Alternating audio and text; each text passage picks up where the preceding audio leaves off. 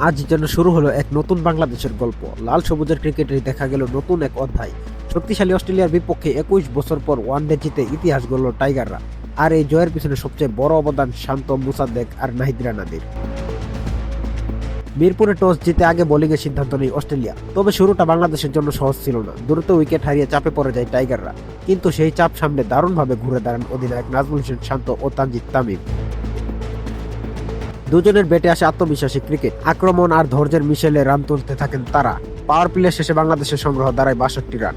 এরপর 41 বলে 50 তুলে নেন তানজিদ হাসান তামিম, যদিও ইনিংস বড় করতে পারেননি। মাঝে লিটন দাস দ্রুত ফিরে গেলে আবারও চাপে পড়ে যায় বাংলাদেশ। তবে সেখানেই ম্যাচের মোড় ঘুরিয়ে দেন দীর্ঘ 4 বছর পর জাতীয় দলে ফেরা মুসাদ্দেক হোসেন সৈকত।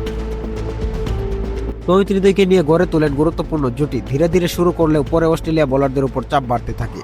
হৃদয় ফিরে গেলেও থামেননি সৈকত। একের পর এক বাউন্ডারিতে ম্যাচে বাংলাদেশের নিয়ন্ত্রণ ধরে রাখেন তিনি।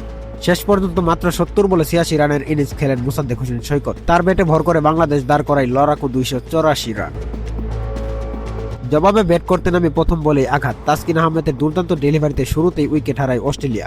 এরপর মাঝে নিয়ন্ত্রণ পুরোপুরি হাতে তুলে নেন গতির ঝড় নাহিদ রানা। তার আগুন ঝরা স্পেল, বাউন্সার আর আক্রমণাত্মক বোলিংয়ে একের পর এক চাপে পড়ে যায় অজি ব্যাটাররা। অধিনায়ক জশ ইংলিশকেও ফিরিয়ে দেন দুর্দান্ত এক বলে। শেষ পর্যন্ত বাংলাদেশ তুলে নেয় স্মরণীয় এক জয়।